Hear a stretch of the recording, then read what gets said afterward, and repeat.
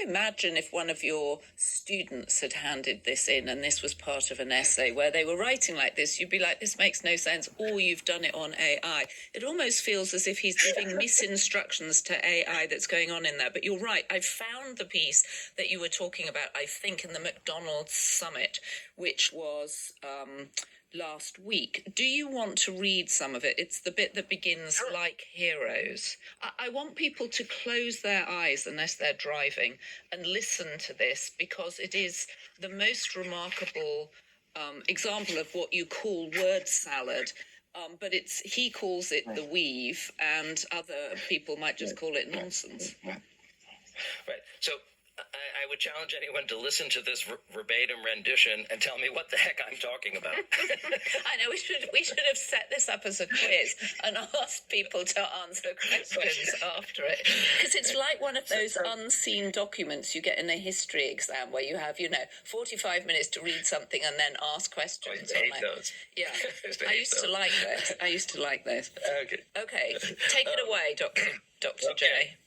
Like heroes. They're American heroes. Who the heck wants to sit? Those ships are very big, but they're very small. When you way up high very fast, when you're way up high going very fast, and he said it was the greatest day of his life, and they told me something I didn't know. Sir, we waited 22 years for this. Our predecessors and us would practice this run for 22 years. I didn't know that for 22 years we would have a practice. We do it 3 times a year because they cancel. When they heard we were coming, we were devastated. I see. I say if I were a flyer and they cancel, I'd be extraordinarily happy. Well, we're canceled, so let's forget it. But we were devastated. So I said, this is something you really love. Yes, sir. We're so honored. It was the greatest day of our lives. I mean, it was really great. We just have incredible people in the sky. It's an amazing story. And they hit. And they skedaddle. The word skedaddle. And the plane went like this. When it drops the bomb, it goes down very steeply because they get a better angle. And, more speed for the bomb. A very, very heavy bomb. And they go, boom. As soon as those things, the one pilot, the first was it, skedaddle. And the thing turned on its side. I mean, it's unbelievable. So this is triggering a memory for me that as a young reporter at the Guardian newspaper in the UK, I was sent to hear Ronald Reagan give a speech. Now, this was after he'd stepped down from his second term. I was sitting in the audience. I was about 24, 25, and feeling very sort of out of place in the room because it was full of much older sort of men and lots of heavy political correspondents. And I'd been sent, I'm sure, because our political correspondent was away or off sick or something. So I get in the room, Ronald Reagan starts talking, and literally I cannot understand what he is saying. It doesn't make sense what he is saying, but I don't think, the former American president has got Alzheimer's. I think I'm so stupid I can't understand what he's saying.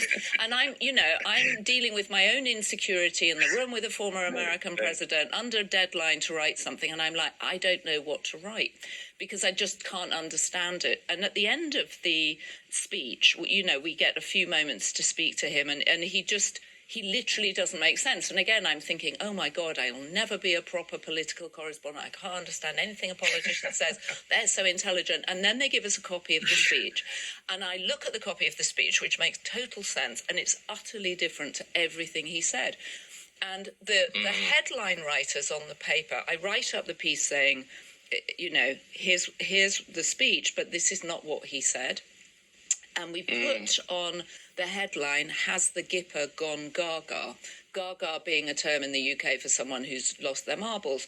And 2 weeks later, he announced and made that amazing speech about going off into the good night. And, it was just one of those moments where you can see a lot of people are probably... And now I'm sounding like Trump himself. I've diagnosed myself with malignant narcissism and dementia just listening to you on this podcast. No, not at all. But you can see the impact it has, and this is my only point, on other people around who are making enormous excuses for him and saying, well, it must be me that I don't understand him.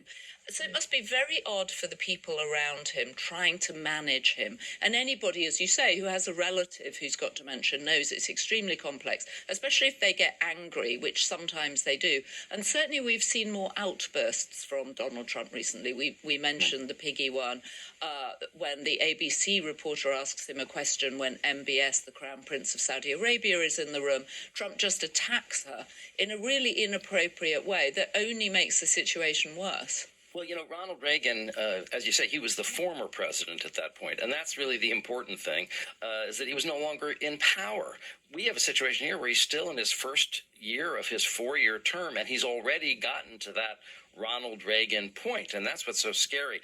I will trade with you one Ronald Reagan dementia story as long as we're on the topic. The author Edmund Morris, one of my favorite historical writers who wrote really a Pulitzer Prize-winning book about Theodore Roosevelt, got a chance to write an authorized biography of Ronald Reagan. He told us this in a lecture when I was getting my master's in creative nonfiction at Goucher. He said, so I show up and I have these interviews with Ronald Reagan. He goes, after 3 days, I realized I don't have anything. That I've been interviewing him for hours. There's no information here because he was so scattered. And so eventually what he did was he actually published a fictional book about Ronald Reagan called The Dutch, and people criticized him because he was a nonfiction writer. He said, I did that because I had nothing. I couldn't get any material from him. And one example he gave was when he showed up, he thought, well, maybe if I show up with him and a bunch of his advisors, we can kind of get a conversation going, right? And so Ronald Reagan kept going, these cookies, have you tried these cookies? These are the best chocolate chip cookies. I brought this guy from the White House to be my personal chef because these cookies are so amazing. And so they start passing around the cookies, right? And Ronald